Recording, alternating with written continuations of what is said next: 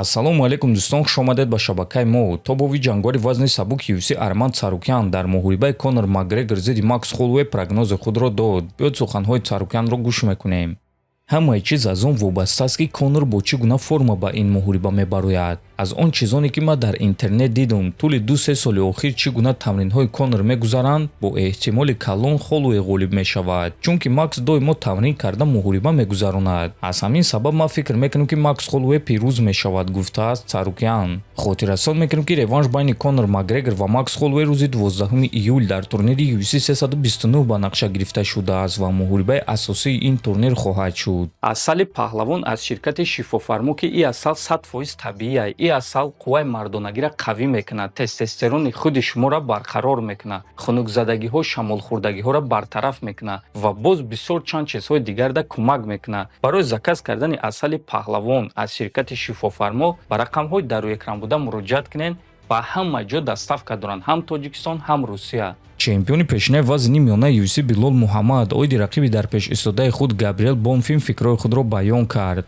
ӯ ҷангвари ҷавон ва гурусна аст ва ҷои маро ишғол кардан мехоҳад, лекин ӯ рақиби номувофиқро интихоб кард, чунки ин шоми ман мешавад. Фарқ надорад, ки ӯ аз куҷост ва чиро ба даст овардан мехоҳад. Бо ман корҳои ӯ барор намегиранд. Ман бо бисёр ҷангварони ба монанди ӯ ҷангидам. Ӯ стили хуб дорад, лекин стили ман ғайриоддӣ аст, махсус аст ва худи ман низ ҷангвари махсусам. Саҳари якшанбе ӯ шикаст мехӯрад, гуфтааст Муҳаммад. Хотиррасон мекунем, ки муҳориба байни Билол Муҳаммад ва Габриэл Бонфим шаби ҳамин шанбе ба якшанбе, яъне шаби 6 ба 7 июн баргузор мегардад ва муҳорибаи асосии турнири UFC Fight Night хоҳад шуд.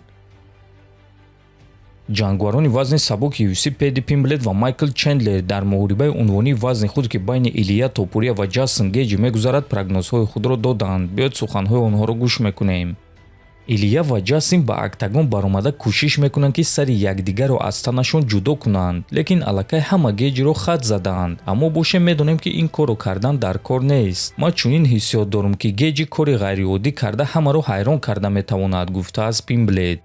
Дилам мегӯяд, ки Гейҷиро интихоб кун. Чанд соли охир мо бо ӯ наздик шудем. Мо хеле монандем. Гӯштингирҳои пешина, одамони меҳнатдӯстор, дар тарбияи одамони меҳнатдӯстор ба воя расидаем. Илия Топурия ҳозир шикастнопазир менамояд, лекин ҳамзамон ягон кас доимо бебох намемонад. Ва агар ки бошад ягон касе, ки Илия Топурияро шикаст дода тавонад, рекорди бебохти ӯро вайрон карда тавонад ва камарбанди чемпионии ӯро гирифта тавонад, пас ин шахс Ҷастин Гейҷи аст. Махсусан вақте, ки дар байн ин қадар чизҳои бисёр монда шудааст. Дар рӯзи истиқлолияти Амрико, дар рӯзи 250-солагии кишвари бузург. Аз ҳамин сабаб ман ба ғалабаи Гейҷи боварӣ дорам. Фикр мекунам, ки Гейҷи ин вазифаро иҷро карда метавонад, гуфтааст Чендлер. Хотиррасон мекунам, ки муҳорибаи унвонӣ байни Илия Топурия ва Ҷастин Гейҷи аллакай рӯзи 14 июн дар турнири таърихии Кохи Сафед баргузор мегардад ва муҳорибаи асосии ин турнир мешавад. Ба фикри худи шумо дӯстон, ки дар ин муҳориба пирӯз шуда метавонад, фикрҳои худро нависед. Инак дӯстон, хабари фаврӣ ва беҳтарин барои мухлисони тоҷик, махсусан мухлисони Нурулло Алиев. Чанд дақиқа пеш Нурулло ана ҳамин аксҳои худро чоп карда 25 июл навишт ва аз ин ҷо гуфта мешавад, ки Алиев муҳорибаи навбатии худро рӯзи 25 июл дар турнири Абу-Даби мегузаронад, дар турнире, ки Муин Ғафуров баромад мекунад. Айни замон номи рақиб ба Нурулло Алиев маълум аст ва ҳамин ки муҳорибаро расман тасдиқ кунанд, номи рақибро эълон мекунанд ва мо дарҳол навор карда пешкаши шумо мекунем. Чӣ гуна ки мебинем дӯстон, акнун рӯзи 25 июл аллакай ду ҷангвари тоҷик баромад мекунанд ва умедвор мешавем, ки ба Муҳаммад Наимов низ дар ин турнир муҳориба медиҳанд, то ин ки мо муҳорибаҳои ҳар се ҷангварони тоҷикро бинем. Бо ҳамин навори мо ба анҷом мерасад. Фикру ақидаҳоятонро нависед, ҳатман дар канали мо обуна шавед. То боздид, хонободу сарбаланд бошед.